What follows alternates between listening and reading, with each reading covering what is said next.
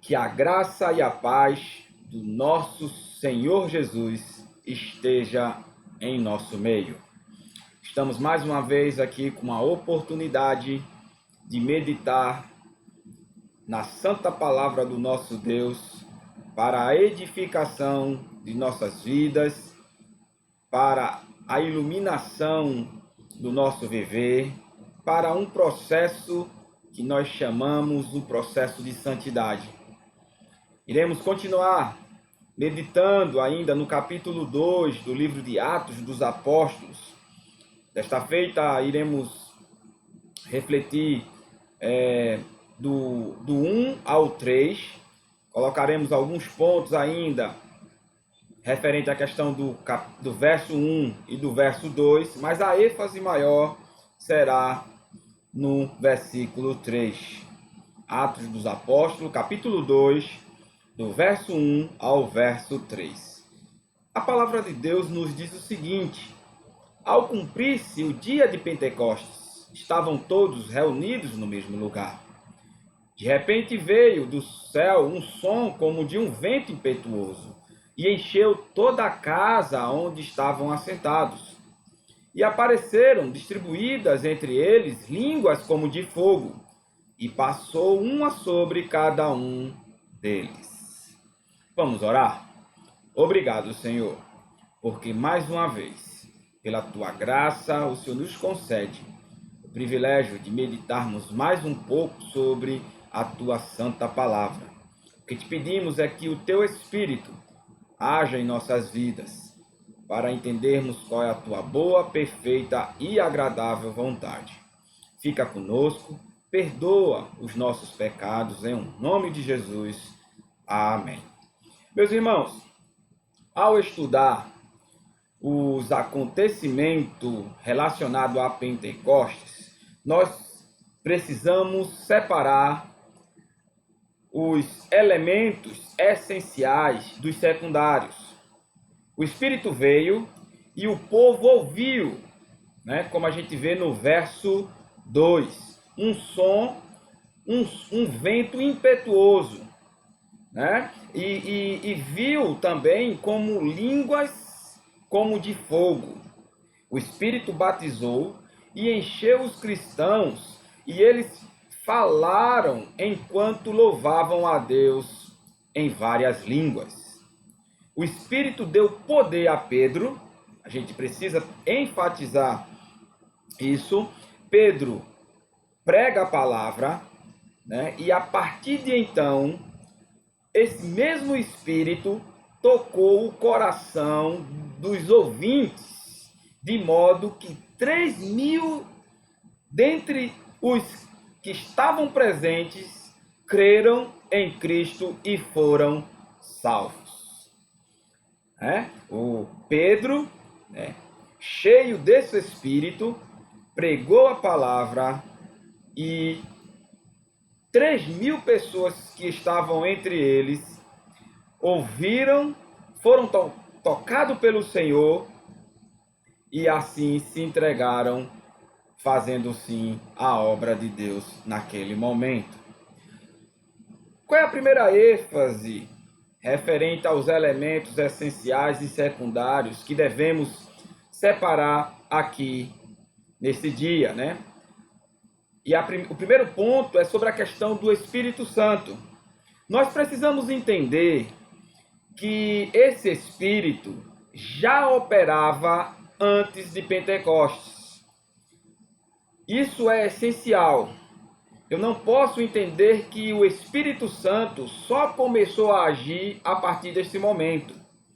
E se a gente for olhar e ver, dentre a questão da criação, se os irmãos puderem abrir a Bíblia de vocês, no capítulo 1, do verso 1 ao verso 2, veja o que é que a palavra de Deus nos fala nesses versículos. No princípio, Deus criou os céus e a terra.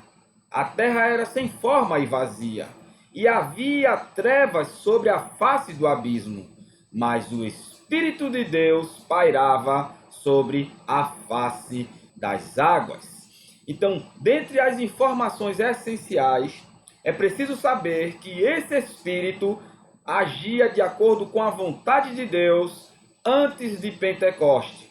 E assim se mostrou no momento da criação, como relata nesses 2 versículos de Gênesis, que ele estava presente naquele momento. Se a gente for observar outros capítulos, por exemplo, 1 Samuel 16 e verso 13, capítulo 16, verso 13, a gente vai ver que o Espírito também atuou na história do Antigo Testamento. Veja o que é que esse versículo diz. 1 Samuel 16, verso 13. Então Samuel pegou o vaso de azeite e o ungiu diante de seus irmãos.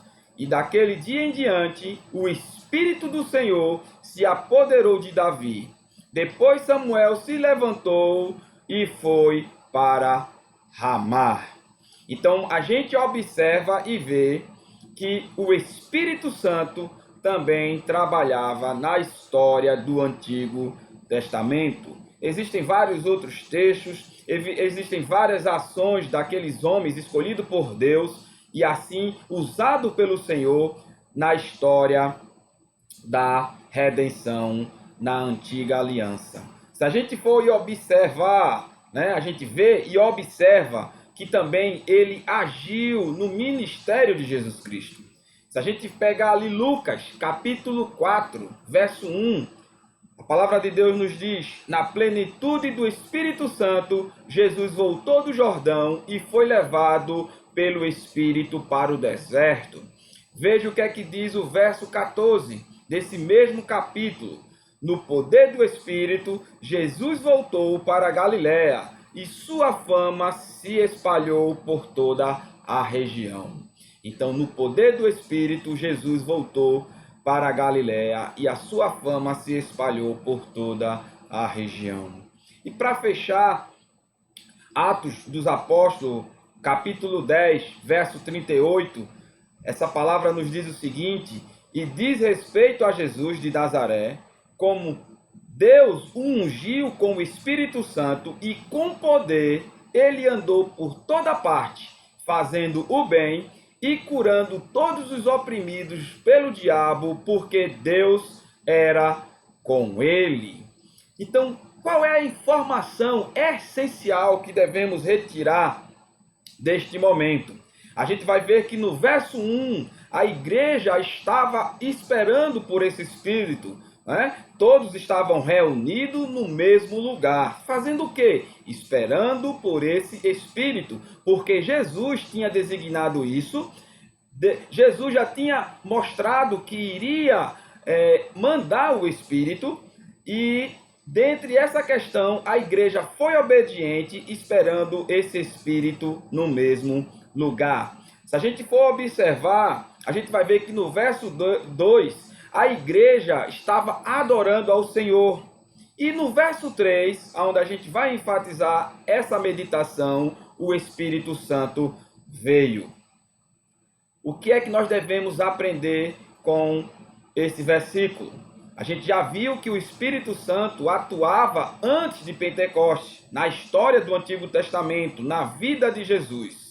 Mas dentre essa questão, nós precisamos tirar duas coisas essenciais para o nosso aprendizado e para a nossa caminhada como filhos de Deus. E a primeira é que o Espírito Santo, a partir de então, passa a habitar não apenas temporariamente, mas a sua permanência é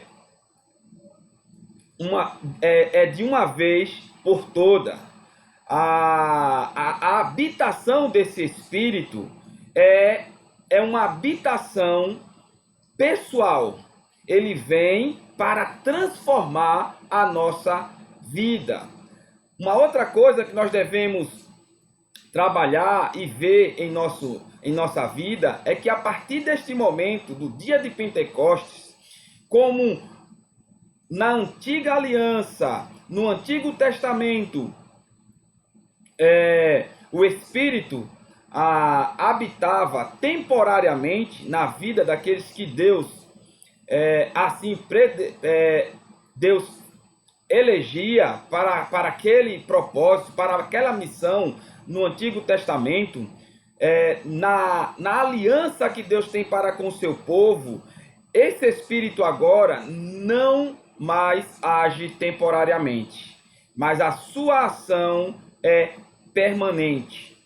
Ele, a partir do momento em que cremos em Jesus, o Espírito Santo habita em nós para sempre. Veja o que é que diz o Evangelho de João, capítulo 14, do verso 16 ao verso 17. Eu rogarei ao Pai, e ele vos dará outro Consolador, para que fique para sempre convosco, o Espírito da verdade, o qual o mundo não pode receber, porque não o vê, nem o conhece. Mas vós o conheceis, pois ele habita em vós, convosco, e estará em vós. Então, esse Consolador fica em nós para sempre.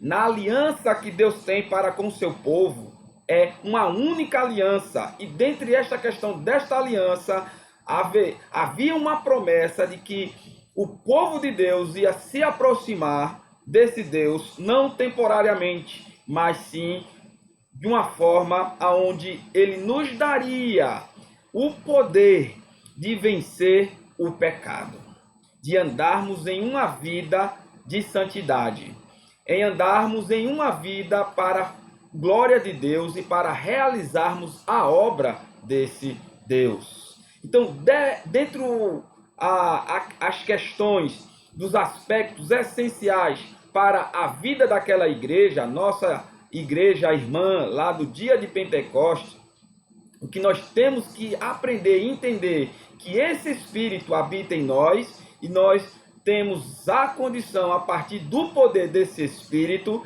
de testemunharmos, de pregarmos a palavra, de vivermos de acordo como ela prescreve, dando assim glória a Deus e realizando assim a sua obra. Que coisa maravilhosa, meus irmãos.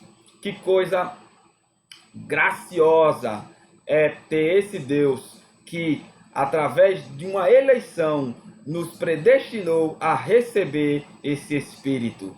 Que possamos fazer jus desse Espírito, pregando, agindo, testemunhando, orando uns pelos outros, agindo de acordo como Ele quer, para a honra e glória do seu nome. E que o nosso Senhor Jesus nos ajude a partir da ação desse Espírito em nossas vidas. Amém.